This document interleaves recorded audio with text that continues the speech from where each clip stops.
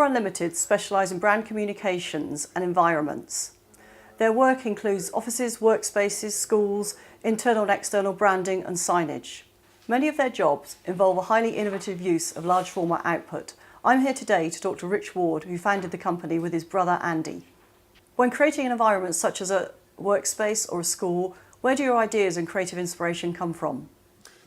That's a good question. I mean, the way we tend to work is we've got a methodology that we work for, which will start with talking to whoever the client is and brainstorming with them, understanding where they're coming from, trying to get under the skin of what the problem is, trying to help them perhaps see a little bit more broader than the ideas they've had already. Because everyone usually comes to kind of an idea or a vision they've got, and our job, I think, is to kind of perhaps take that a little bit further and show them the possibilities of what can be done.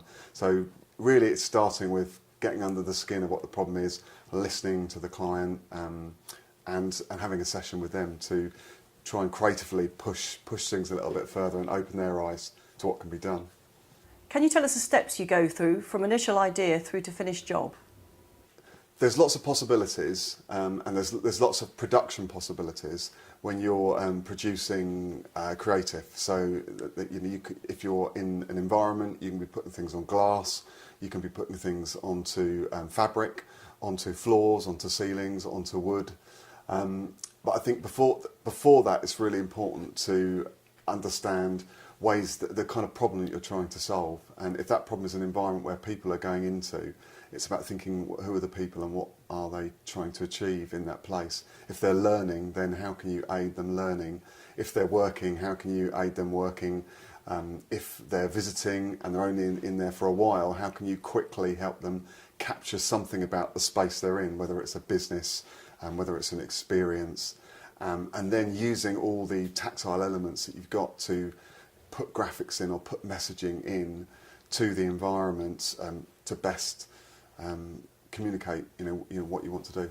And one of the other key things is talking to trusted suppliers, people who are experts in how to get an idea physically onto something, which is, we're not experts in that. We focus on the brand and coming up with the creative and helping the client really kind of realise their vision. But then we look for trusted partners in the industry, people that are exploring all kinds of different ways of getting things on glass, getting things on fabric. For instance, we just completed a job which had some really cool partitioning doors that were all covered in fabric. So we had some really cool graphics on them. Even there were lots of intricate parts of the door, because the fabric stretched around the actual door itself. The manufacturer had worked out with a signage partner, how that could be done. So we could do something really cool with the graphics on it. How do you use large format in your work, and how does it help you to realise your creative vision? So I think large formats in the workplace obviously is a great way of making a splash and making an impact. We've just finished a job in the city where the client wanted a particular focus on London, and they had a lot of international guests coming in from America. So we focused on lots of locations, geographic locations in London, and used large format wallpapers, worked with a photographer who did some stunning photography, added some graphics to that, and then created a street that was running through the middle of the office using the large format wallpaper, which is really durable. But I was really surprised at how good the quality was. The graphics, the photography were very crisp, the colour was very sharp, and so it just it makes you realise that perhaps historically that the quality wasn't great, and so if a client was or someone was looking at it close up, you would see some imperfections or it might be pixelated. Now the quality is almost like you're looking at a magazine. It's very sharp, and the resolution is brilliant. So large format provides all kinds of opportunities in the office space. We've just completed another job in the city with a Norwegian ship insurer where we actually used a system called cube frames, and the cube frames is an aluminium frame, and then it has a fabric skin that is stretched over it. And the fantastic thing about that, we put about 20 of these aluminium frames, cube frames, across the office space. But what really sold it for the client was you can take the fabric frame off and replace it. So if, for instance, an image isn't appropriate anymore, if we've used people images and a key person moves on and they particularly want to replace them, you can get a new fabric screen printed out and get it stretched again actually over the frame. So it's really flexible. So that's been a great example of using large format in a really flexible way. Again, it looks really sophisticated because it kind of looks like a nice box frame on the wall. And when people touch it, they're kind of surprised it's fabric because it looks really robust, but in reality it's quite flexible. Are you inspired by the creative opportunities that large format can bring to a job? Another really good example of large format is if you need to do something really quickly.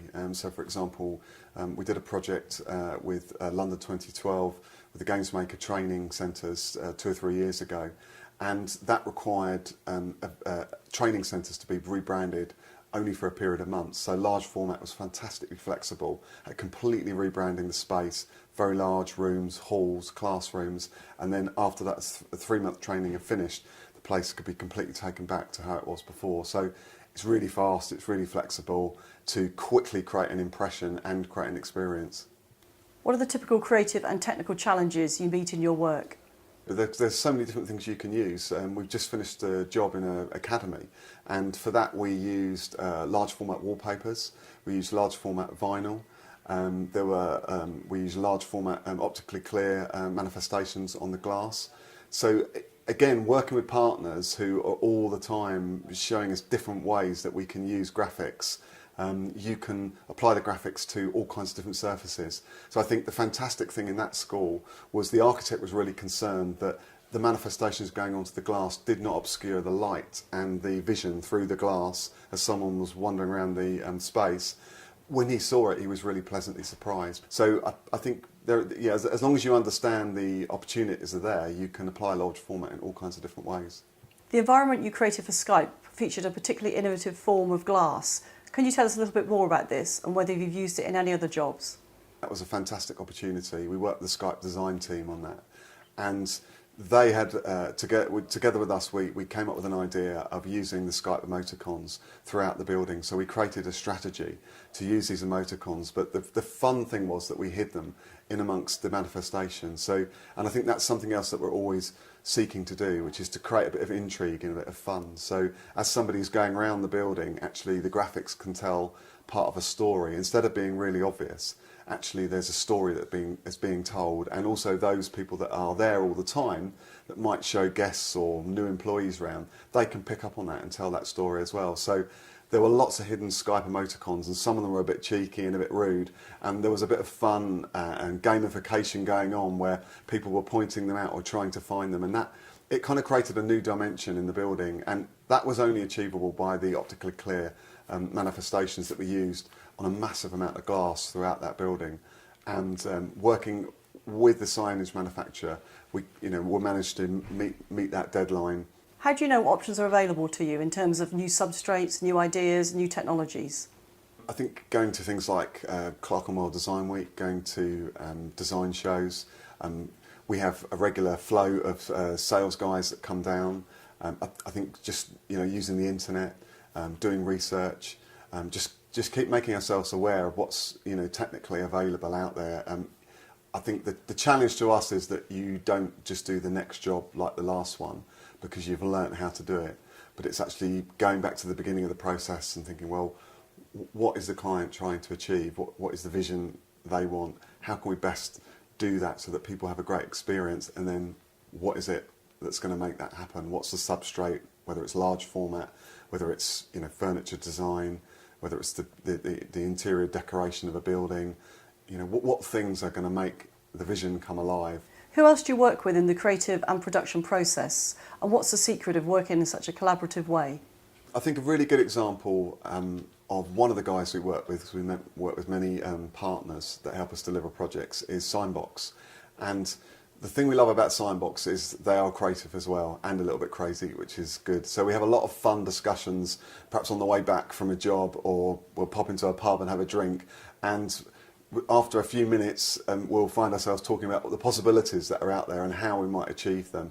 Now they don't always come to reality, but what's good about the discussions is that we learn from them and they learn from us. So it isn't it isn't a relationship where we are fixed with our ideas and they must just do it, but it's definitely a relationship which is to and fro, and where we're open to their ideas, and hopefully they will add to ideas that we've come up with and throw into the pot different ways that we might be able to do it. So working with partners like that is really important to us. So we don't have enough time to continually be researching the possibilities that are out there. We rely on people that are proactive coming to us and saying, have you thought about this? Did you know you can now print on this? Did you know this technology is now a lot more affordable, so you might be able to use it in areas where you've been prohibited by cost before. So I think just people that are really proactive. I mean, that's what our clients expect, and that's what we expect from our partners. And so partners that are like that are great fun to work with. And would there be people like architects also involved in what you do sometimes? Working with architects, working with contractors, working with partners that are going to supply technology into a space is really, really important. And I think we often find ourselves in a place where we're helping architects understand the possibility. I think an architect's job is very clearly to design the structure, and often we find that architects are surprised by what you could do and how we can add to that structure and bring out the brand and bring out the value in the space. It may be their energy has been taken up on getting that space, out from the ground. I think where we see ourselves coming in is then bringing the brand and the values alive inside that space. So definitely working in partnership with architects and other interior suppliers.